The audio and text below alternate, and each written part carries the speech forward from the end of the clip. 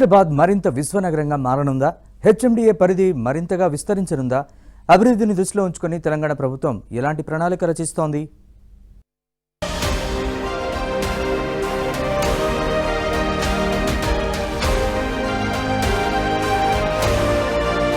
HMDA పరిధిని త్రిబులార్ వరకు విస్తరిస్తూ తెలంగాణ ప్రభుత్వం జీవో జారీ చేసింది. ప్రస్తుతం 7,257 చదరపు కిలోమీటర్ల హెచ్ఎండిఏ పరిధి 10,472 చదరపు కిలోమీటర్లకు చేరినట్లయింది.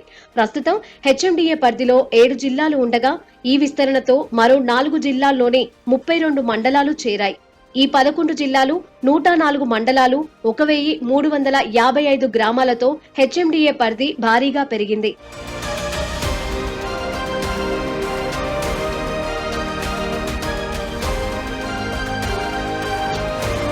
హెచ్ఎండిఏ పరిధిని విస్తరించనున్నట్లు మహా హైదరాబాద్ అనే శీర్షికతో జనవరి 19న ఆంధ్రజ్యోతి ప్రత్యేక కథనాన్ని ప్రచురించింది. త్రిబులార్ నిర్మాణంతో దాని చుట్టూ పట్టణీకరణ వేగవంతమవుతోందని అంచనా వేసిన ప్రభుత్వం ఈ నిర్ణయం తీసుకుంది. ప్రస్తుతం ఉన్న హైదరాబాద్ మెట్రోపాలిటన్ రీజియన్ నుంచి 36 రెవెన్యూ గ్రామాలను పెంచిన పరిధి నుంచి మినహాయించాలని ఉత్తర్వుల్లో ప్రభుత్వం ఆదేశించింది. ఆ 36 రెవెన్యూ గ్రామాలను ప్రతిపాదిత ఫ్యూచర్ సిటీ డెవలప్మెంట్ అథారిటీలో చేర్చాలని నిర్ణయించారు.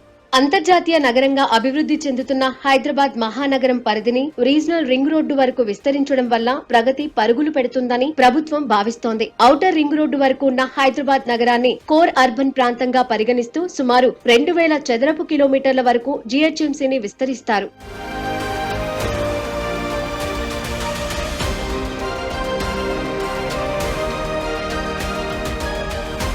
ఆ తర్వాత ఔటర్ నుంచి రీజనల్ రింగ్ రోడ్డు వరకు ఉన్న ప్రాంతాన్ని సెమీ అర్బన్ గా పరిగణిస్తూ శాటిలైట్ టౌన్షిప్లు, ఇతర మౌలిక సదుపాయాలతో నగరాన్ని విస్తరించనున్నారు.